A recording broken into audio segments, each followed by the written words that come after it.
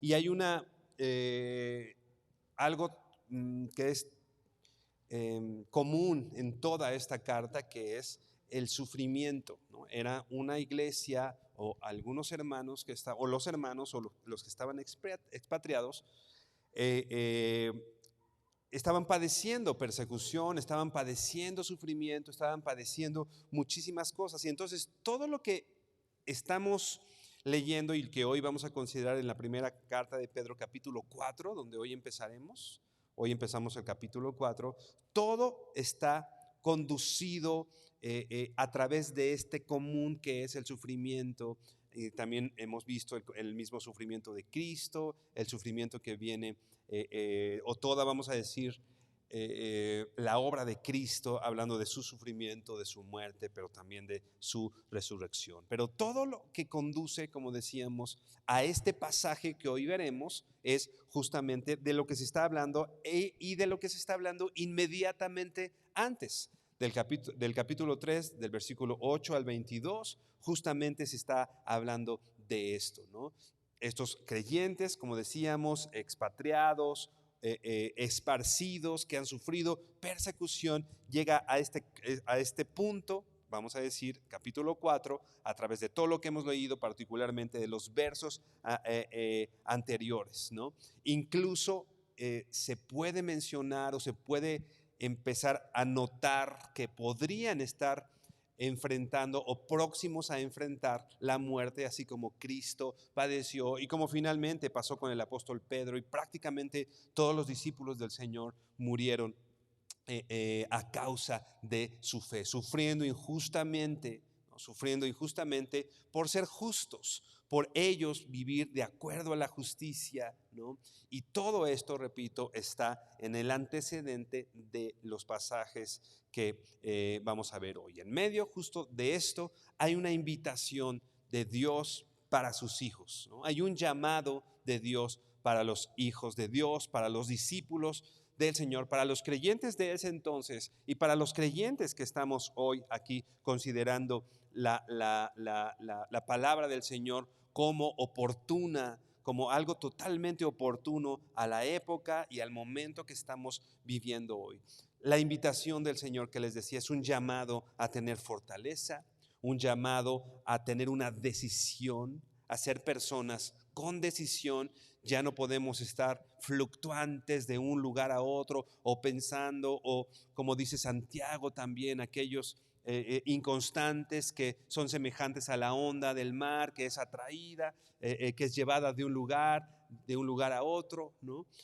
No podemos estar así. Más bien el llamado que hace el apóstol Pedro es a una iglesia o personas o hijos de Dios, discípulos del Señor, fuertes, con decisión, con firmeza, con una firmeza inquebrantable, aún en medio de las persecuciones, aún en medio del sufrimiento, aún en medio de las dificultades, ¿no? Igual que lo hace un soldado. Hay muchas referencias con respecto a los cristianos como soldados, ¿no? Estamos en una batalla, y en esa batalla y en ese campo de batalla en el que estamos hoy es importante estar armados, ¿no?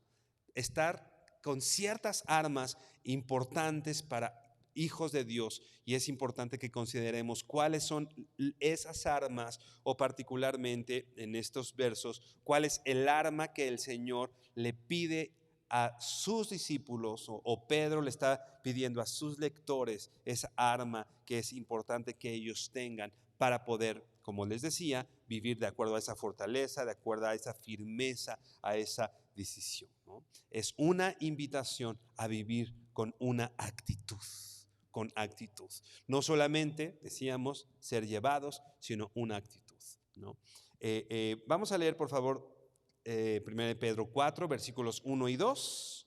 1 de Pedro 4, del 1 al 2, para poder entrar de lleno a esto. Dice así: puesto que Cristo ha padecido por nosotros en la carne, vosotros también armaos del mismo pensamiento, pues quien ha padecido en la carne terminó con el pecado, para no vivir el tiempo que resta en la carne conforme a las concupiscencias de los hombres, sino conforme a la voluntad de Dios. Por favor, inclina tu rostro y vamos a orar. Bendito Señor, te damos gracias por tu palabra, que como ya decíamos, Señor, como ya recordábamos, es totalmente pertinente y oportuna para el momento que estamos viviendo hoy, Señor.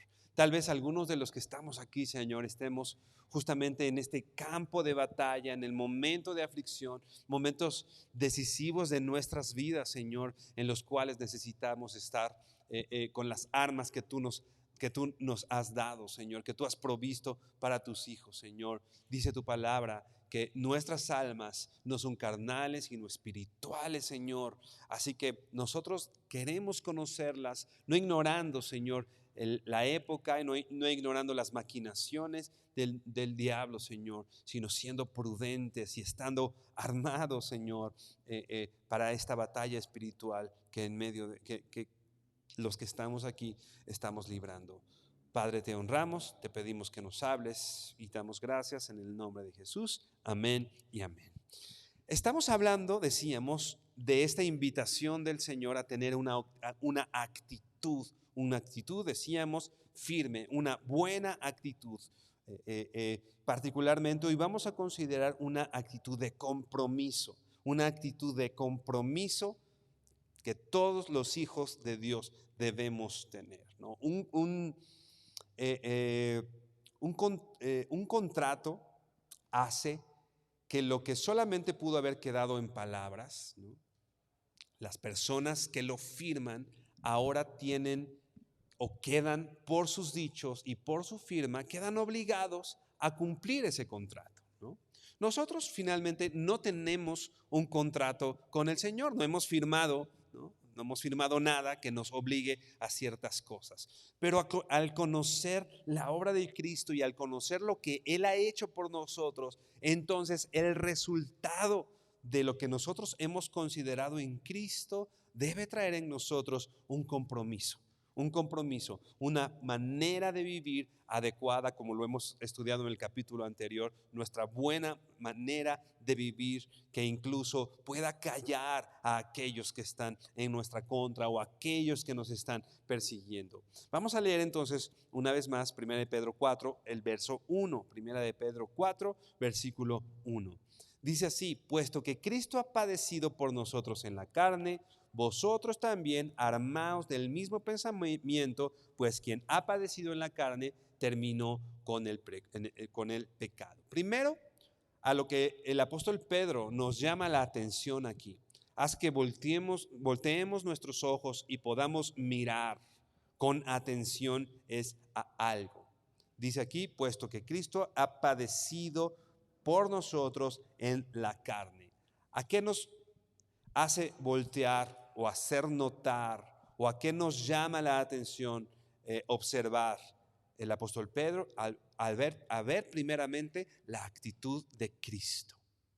No está primero nuestra actitud, sino algo que tenemos que hacer primero es voltear a ver a Cristo, ¿no? Y esa es una constante que nosotros como hijos de Dios debemos tener en nuestra mente. Romanos 12, ¿no? Dice: os ruego por las misericordias de Dios que presentéis vuestro cuerpo en sacrificio vivo, santo, agradable a Dios.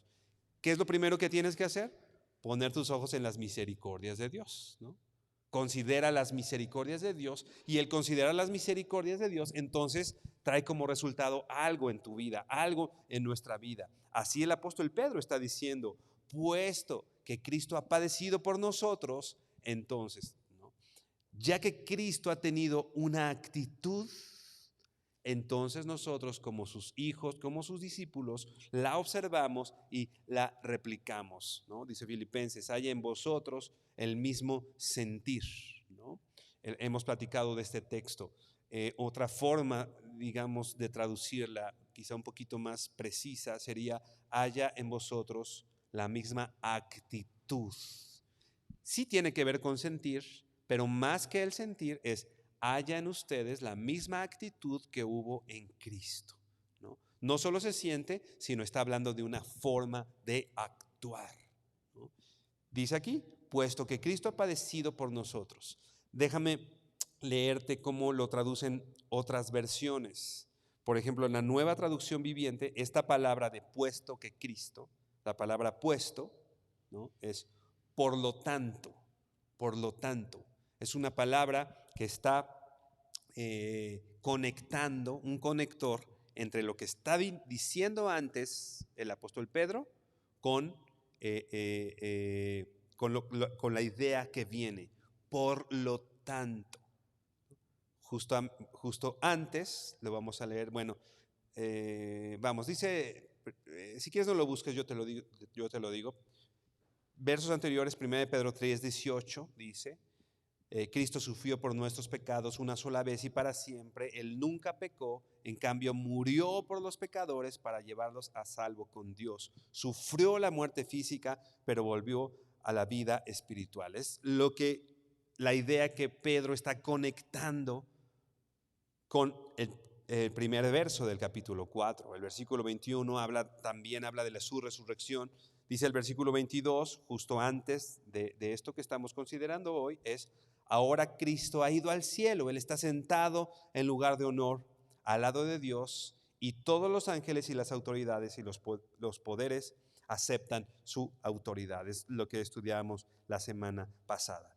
Y después viene diciendo, por lo tanto, dado que, ¿no? Puesto que, como la Reina Valera lo traduce, y la Biblia King James lo traduce algo así como, así como, ¿no? Así como Cristo padeció, repito, todo lo que leemos en el capítulo 3 e incluso en capítulos anteriores de esta carta, ¿no? Así como, esto quiere decir que en consecuencia, la actitud de Cristo tiene una consecuencia en nosotros, ¿no? Esta palabra indica el resultado en nosotros de una actitud en Cristo. Otra vez, el resultado en nosotros de una actitud en Cristo. Cuando tú observas ciertas actitudes, ¿no? Por ahí dicen, por ejemplo, que la risa es contagiosa, ¿no? Alguien se empieza a reír, ¿no? Y esa actitud se contagia, se replica, ¿no?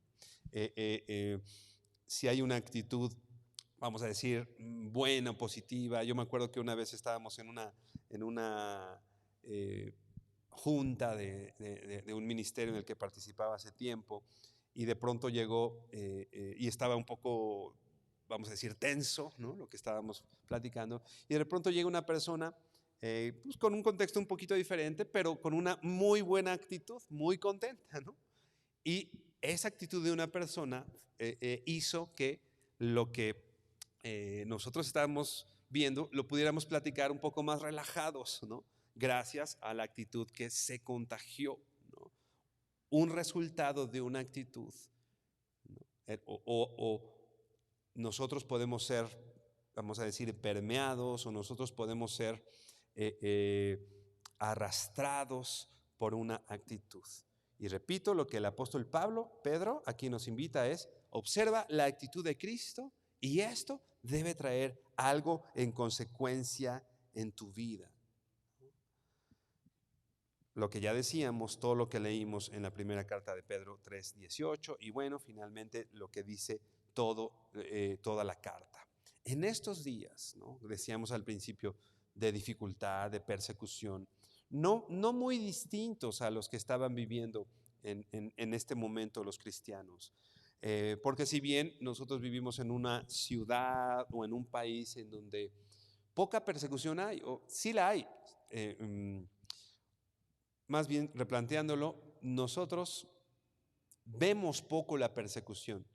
Pero si tú ves, hay una página en internet,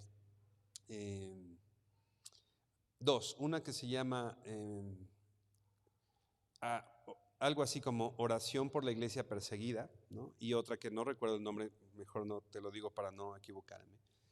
Son unas instituciones, no solo es una página en internet, son instituciones que se encargan de llevar como que ciertas estadísticas de acuerdo a la iglesia perseguida. Y te sorprendería ver que en uno de los primeros lugares, ¿no?, de en qué países hay persecución para los cristianos, te sorprendería ver que México aparece en esos primeros lugares, ¿no? Así que, si bien tal vez nosotros no lo vemos, ¿no?, no quiere decir que en nuestro país no haya persecución. Y la lista es larga, ¿no? Muchos países padecen persecución. Y repito, México es uno de ellos, ¿no?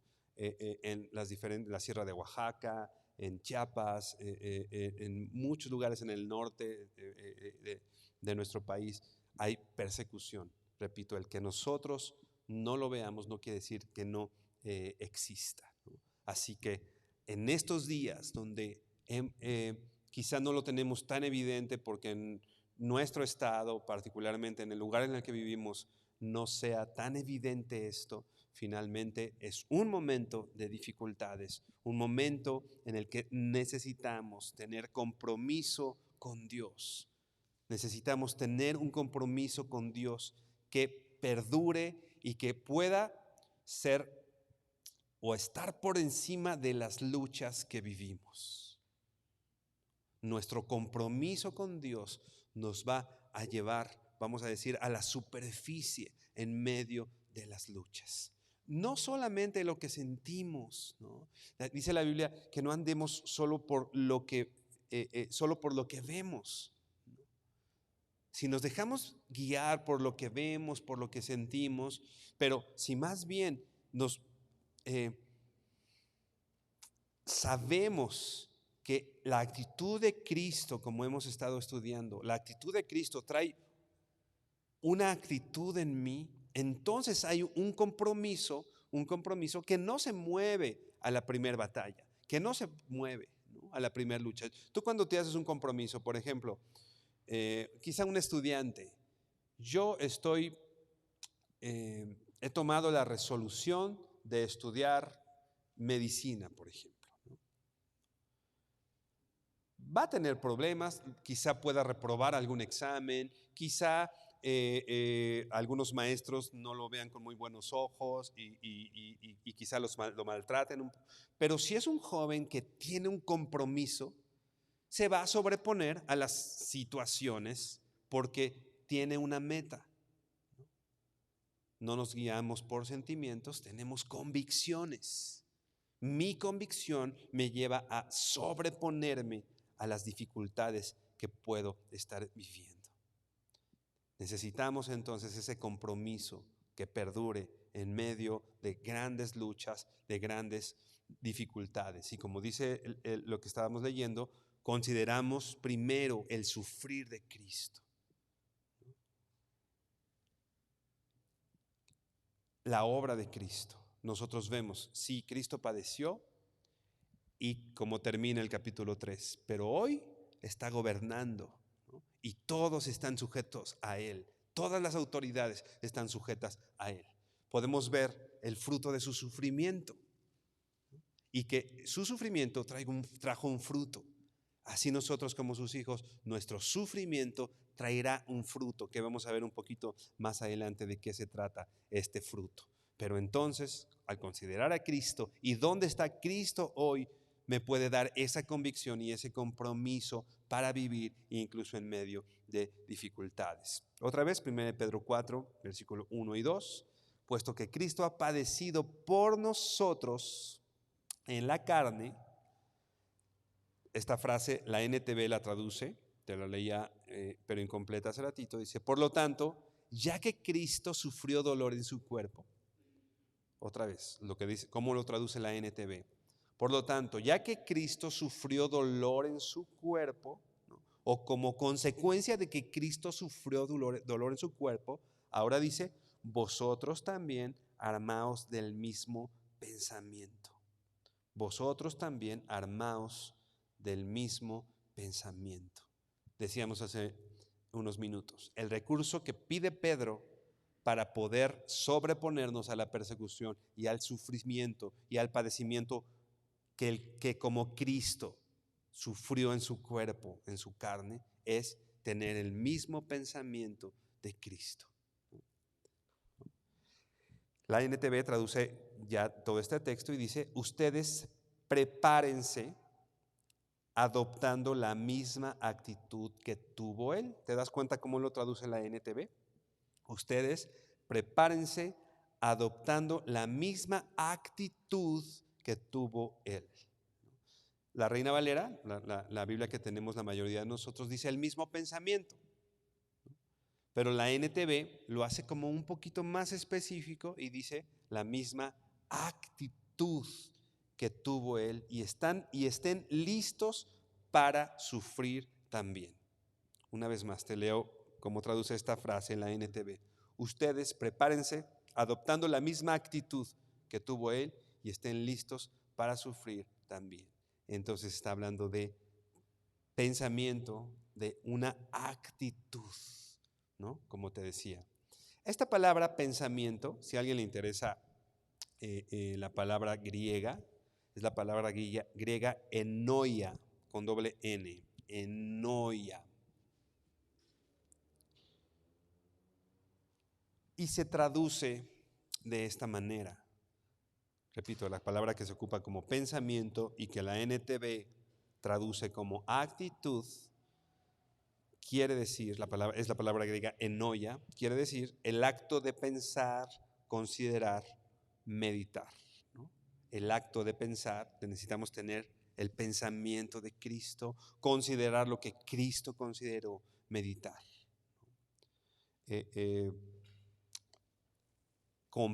Sigue lo que quiere decir esta palabra, comprensión, voluntad, pensar, ¿no? Por eso te decía que no solamente se queda en una cuestión de lo que pienso o lo que siento, sino siendo más amplio en explicar esta palabra, habla de una voluntad, un pensamiento que me lleva a hacer algo en mi voluntad. Es algo que implica una idea, pero que esta idea me lleva a actuar. No solamente a pensarlo, no, estaría bien, estaría bueno. O yo siento que tendría que hacer o cual cosa, ¿no? Sino esta palabra actitud, esta palabra pensamiento es, si bien puede ser una idea, pero me lleva a actuar, me lleva a pensar y considerar las mismas cosas que Cristo.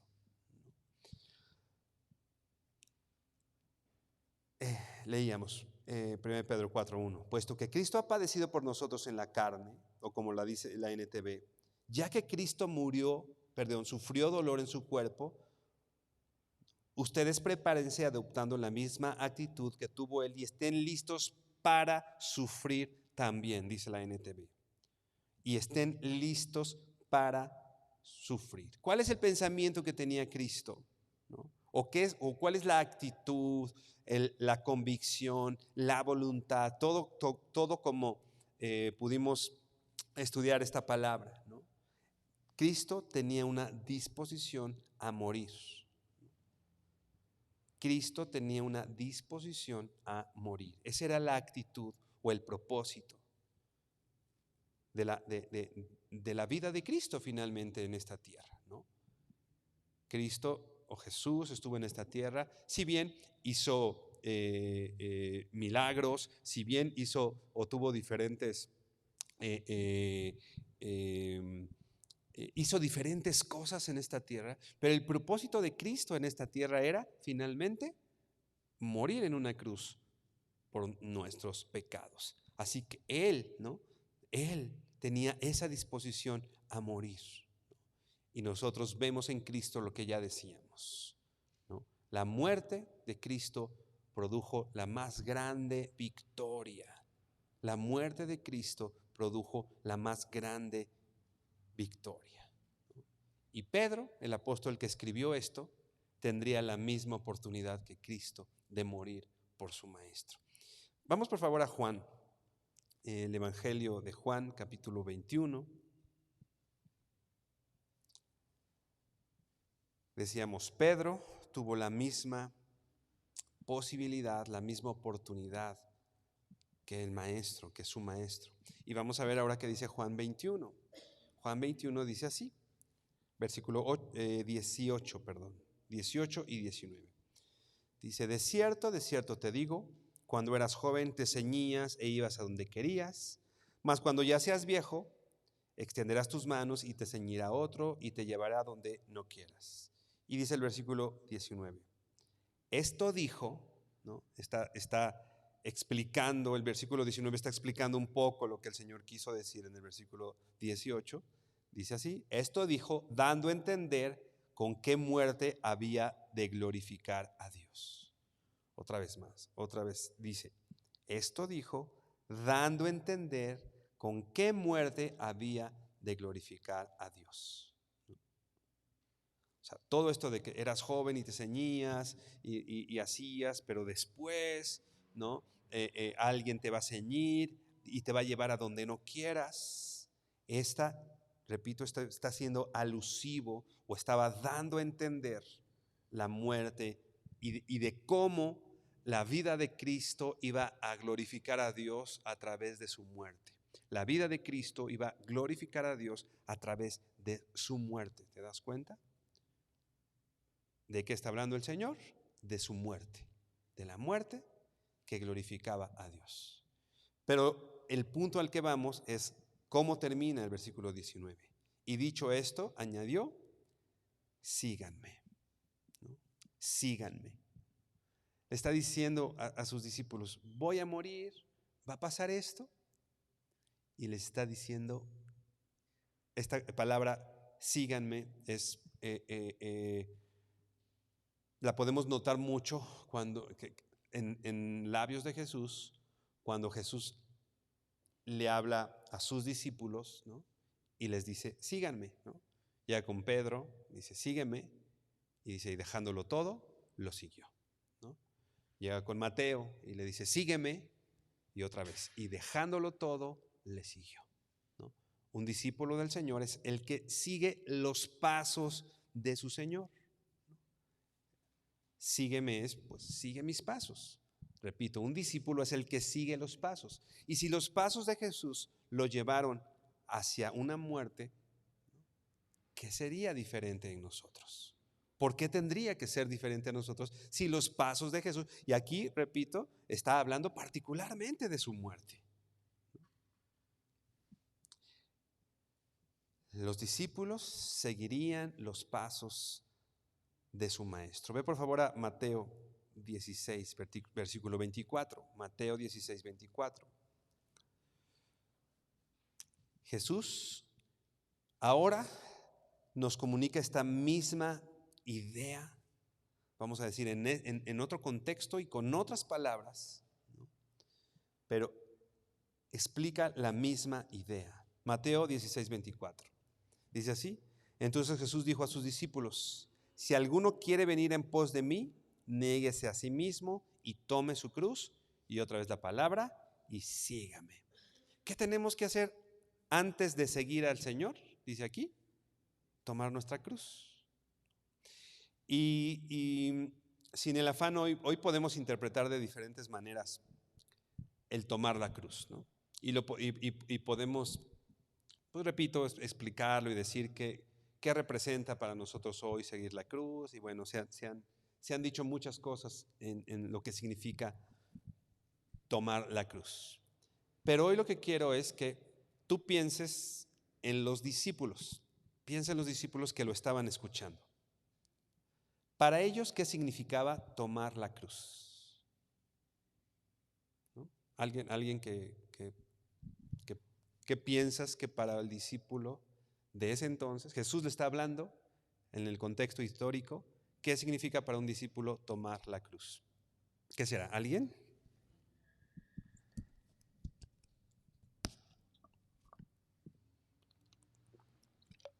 ¿Qué pasaba con las cruces? ¿Para qué eran las cruces en ese entonces? ¿Para qué, perdón? Para cargarla, ¿ok? ¿Y para qué? Para crucificarlos. En el sentido literal. Para cargarla, toma tu cruz y encamínate hacia la muerte, ¿no? ¿No? Para caminar, para cargarla, pero una cruz en ese entonces tenía ese contexto. ¿Perdón? Y soportar el dolor. Y es lo que le está diciendo a sus discípulos, ¿no? Repito, hoy no es que hoy nosotros de manera literal, pero es la implicación que también en nuestras vidas pasa, ¿no? Repito, a los discípulos les dijo: si quieres ser mi discípulo, si alguno quiere venir en pos de mí, recuérdate, esta palabra sígueme, ir en pos de, seguir los pasos del maestro. Si alguien quiere seguir mis pasos, en primera no podía ser a la distancia, no podía ser a lo lejos, por Zoom, ¿no? Era ahí, ¿no? Si alguien quiere ir detrás de mí, niégate a ti mismo, con toda esa implicación. Me niego a mis placeres, a mis gustos, me niego a mi comodidad, ¿no? Y hablando lo que los discípulos podrían estar pensando, ¿no? Toma tu cruz y sígueme al Calvario, ¿no? Y sígueme a donde me lleva la cruz, ¿no? Porque Jesús, cuando cargó la cruz, fue dirigiéndose al Calvario a padecer, a sufrir y finalmente a morir, ¿no? Tomar la cruz significaba que estabas absolutamente comprometido, ¿no? Porque tomar la cruz, como decíamos a sus discípulos, era: vas a morir por esto, ¿no? Y alguien no entrega su vida pues por algo en lo que no está comprometido, ¿no? Uno entrega su vida por las cosas que cree, ¿no? Uno lucha y está dispuesto a sufrir, ¿no? Por las cosas en las cuales tenemos un compromiso. Decíamos al principio, la actitud de Cristo. Dios nos llama a, viendo su actitud, tener una actitud nosotros y una actitud de compromiso. A los discípulos no les ofreció: te va a ir bien, vas a tener un carro nuevo y vas a tener el mejor trabajo. El mal llamado evangelio de la prosperidad, ¿no? Si vienes, Dios te va a dar dinero, vas a tener salud y tu vida. ¿Es el mensaje que está dando el Señor? Por supuesto que no. Por supuesto que no. El mensaje que está dando el Señor es: niégate a ti mismo, toma tu cruz y sígueme. Y sígueme. La invitación a seguirlos. Y de tomar tu cruz es algo voluntario, ¿no? No es que el Señor le esté diciendo: a ver, yo te doy esto. No, o sea, tú tómala, ¿no? Tú niégate a ti mismo, ¿no? Regresamos a 1 Pedro 4. Puesto que Cristo ha padecido por nosotros en la carne, ¿no? Considerando esto, la muerte de Cristo y ahora nuestra actitud, que tendría que ser similar a la de nuestro Maestro, dispuesto a morir, como lo leíamos en la NTV. Dice: vosotros también armaos del mismo pensamiento. Ya decíamos, el Señor nos pide armarnos. No podemos hacer esto sin un arma espiritual. Vosotros también armaos. ¿Cuál es nuestra arma para sobrepasar el sufrimiento, para sobrepasar el dolor, para poder sobrellevar el dolor? ¿Cuál es nuestra arma para seguirlo e incluso en esta convicción, en este compromiso, incluso renunciar a nosotros mismos? Nuestra arma es la mente de Cristo, sus pensamientos, su actitud. Dice 1 Corintios 2:16. Bueno, te lo leo. Dice: porque ¿quién conoció la mente del Señor? ¿Quién le instruirá? Dice aquí: mas nosotros tenemos la mente de Cristo. La mente de Cristo, el pensamiento, la actitud de Cristo, el compromiso que tuvo Cristo. Ármate de la misma actitud de Cristo. Muchos de nosotros podemos ser derrotados, ¿no? En nuestra lucha, por ejemplo, contra el pecado, o en nuestra lucha por seguir a Cristo, porque nos negamos a sacrificar muchas cosas, ¿no? En esta batalla. O sea, no tenemos un compromiso. No estoy dispuesto a sacrificar, por ejemplo, tal vez mi tiempo. No estoy dispuesto. O tengo una lucha, y en la primera lucha y en la primera situación complicada digo, no, esto está muy difícil, pues mejor esto no es para mí, ¿no? Para poder tener victoria, necesitamos tener un compromiso en medio de la batalla. Y acuérdate que nuestra lucha principal es contra el pecado, ¿no? Contra el pecado. ¿Te acuerdas del texto que dice, no? Si tu ojo te es ocasión de caer,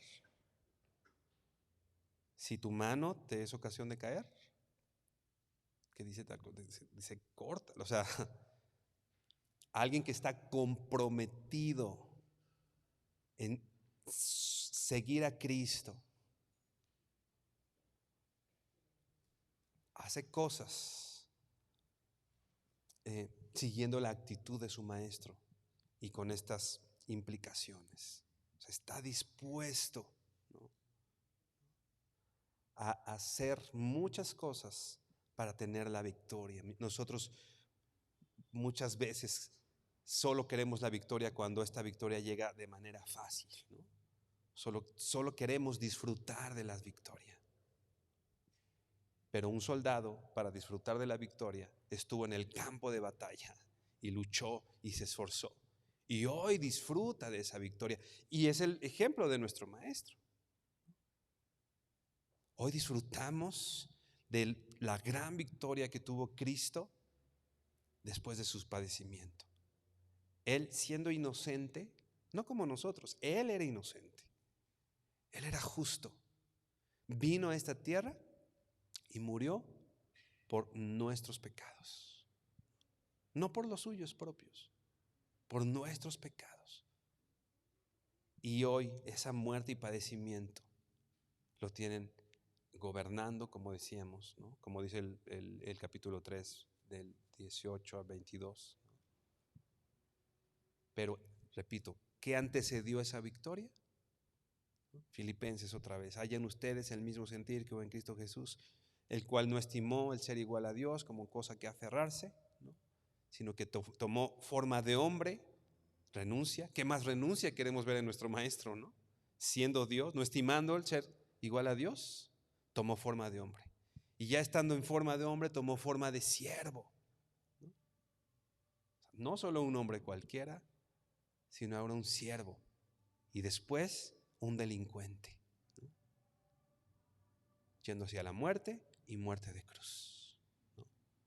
Por lo tanto, Dios le concedió un nombre que es sobre todo nombre, para que delante de Él se doble toda rodilla. Pero, ¿qué pasó antes de ese Dios le concedió un nombre que es sobre todo nombre? ¿No?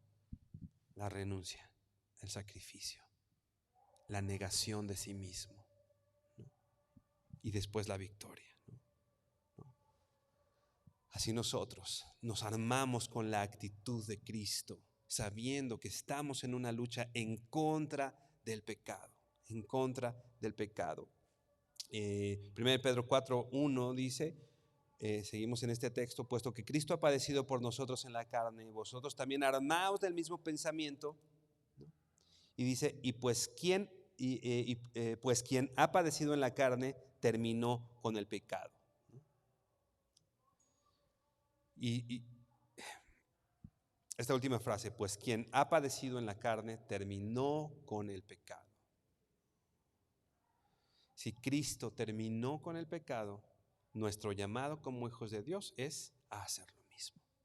Nuestra lucha contra el pecado. Te voy a leer otra vez la NTV dice, por lo tanto, ya que Cristo sufrió dolor en su cuerpo, ustedes prepárense adoptando la misma actitud que tuvo Él y estén listos para sufrir también. Esto ya lo leíamos anteriormente.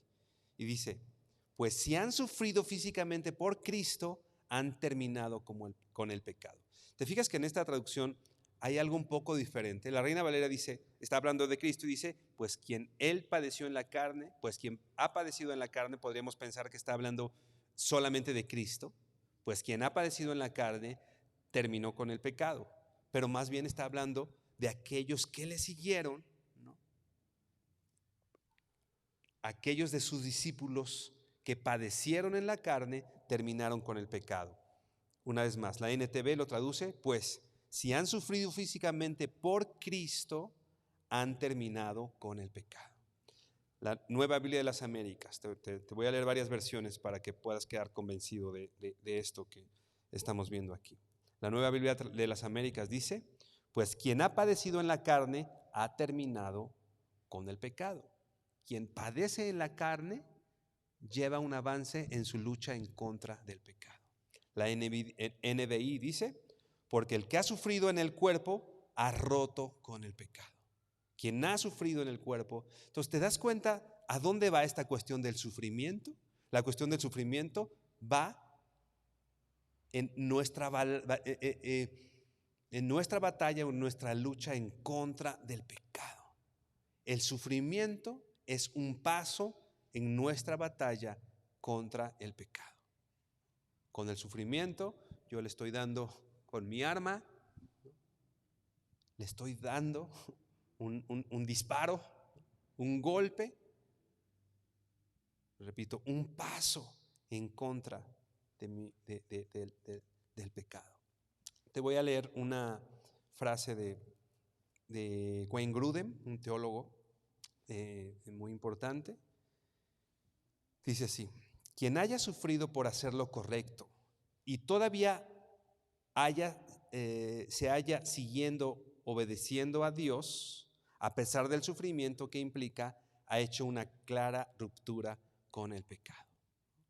O sea, quien haya sufrido por hacer cosas buenas, no por hacer cosas malas, ¿no? Porque a veces uno sufre como consecuencia de cosas malas que hizo, ¿no? No es así. Si tú has sufrido por hacer lo correcto y todavía estás siguiendo y obedeciendo a Dios, ¿no? Decíamos hace ratito, ¿no? De pronto yo estoy haciendo lo correcto y hay un tropezón y sufro y digo, no, pues ya no, y me desaliento y ya hago otra cosa, ¿no? Entonces ya no vale tanto la pena seguir a Cristo. Pero ¿qué es lo que está diciendo Grudem? Él está diciendo, ¿no? Si has sufrido y sigues obedeciendo a Cristo a pesar del sufrimiento que implicaba, ¿no? Has hecho una clara ruptura con el pecado. O sea, estás en pie y en lucha contra el pecado.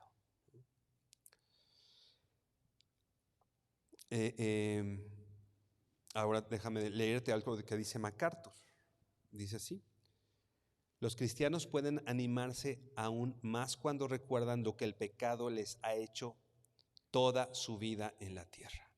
Tenemos una lucha contra el pecado y ya vimos, el sufrimiento es parte de nuestra arma, ¿no? O es algo que nos da un avance en esa lucha contra el pecado, ¿no? Lo que dice el texto, 1 Pedro 1, y lo que dice Grudem,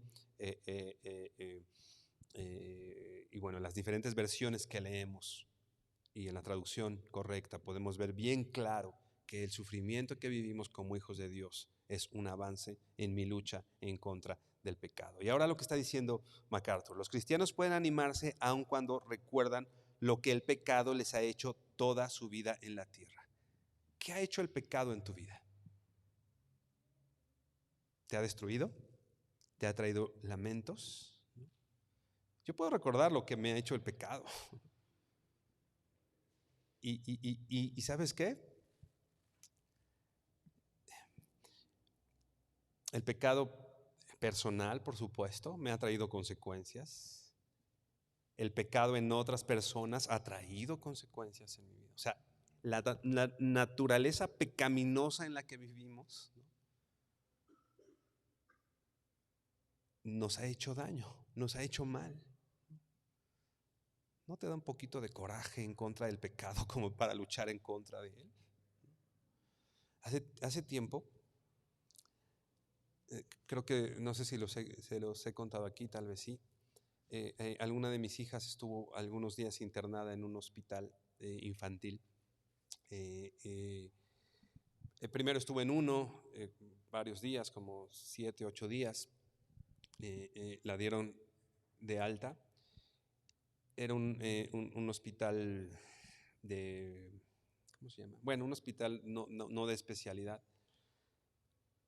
Y yo salí de ese hospital diciendo, no hay lugar más triste que un hospital infantil, ¿no? Pero yo no sabía que después de esos días estando en el hospital, por alguna razón, días después, entramos a otro hospital infantil, ¿no? Aún más fuerte y aún más difícil. Yo decía, no puedo creer que haya lugar más triste que este hospital. Yo llego a otro hospital infantil y ahí digo de verdad, o sea, este ya es el fondo, ¿no? Veíamos, pasamos varias noches en una zona que le llaman corta estancia, ¿no? Que es algo así como urgencia. Bueno, para no hacer el cuento largo, pero estábamos rodeados, mi hijita de 9 meses, y estábamos rodeados de otros niños de diferentes edades, ¿no? Desde recién nacidos hasta adolescentes. Oíamos toda la noche llorar y quejidos de niños, ¿no? De niños, de bebés llorando, sufriendo, doliéndose. Yo cuando salí de ahí, pasados unos días, le hablé a mi mamá y le dije, mamá, ¿por qué hay niños sufriendo por enfermedad, ¿no? O sea, son inocentes, ¿no? Yo le decía, mami, no puedo entender que haya niños sufriendo así. Y me contesta mi mamá, para que veas lo que hace el pecado, porque en el pecado pagan inocentes. Yo te diré hoy, ¿no te da coraje lo que hace el pecado, no solo en tu vida, sino en la vida de tus hijos, en la vida de niños inocentes, ¿no? En la vida de tanta gente. Hemos visto vidas destruidas por el pecado. ¿No te da un poco de coraje en contra del pecado como para trabar una lucha en la que te levantes? Sí vas a sufrir ciertas cosas. Si tu ojo te hace ocasión de caer, quítalo. No está diciendo que literalmente hagamos eso, pero imagínate el dolor que implicaría, ¿no? La lucha contra el pecado duele, es dolorosa. Salmo 38, 18 dice así: por tanto, confesaré mi maldad y me contristaré por mi pecado. El pecado duele, hermano. El pecado duele. Corramos, como dice Hebreos, corramos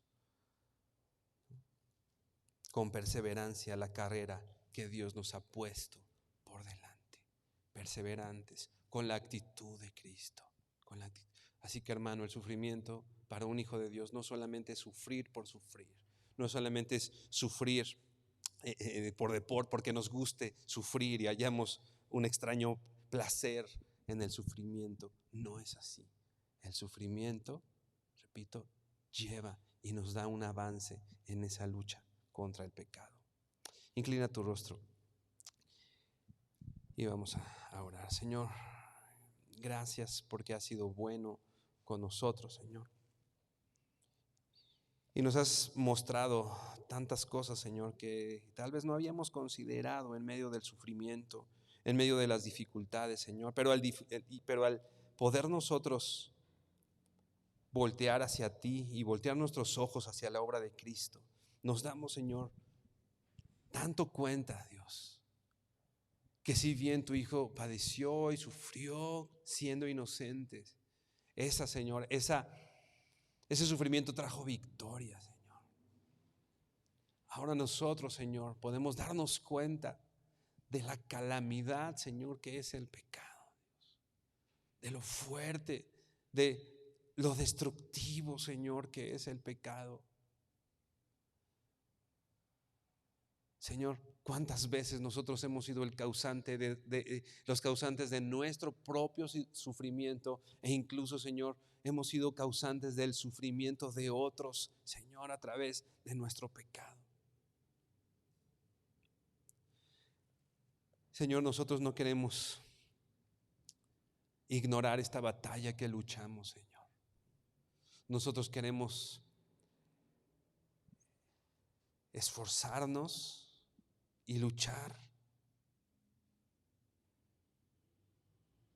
en esta batalla a la cual nos has llamado, Señor. Armados de tu actitud, armados de tu pensamiento, armados de lo que tú harías, Señor.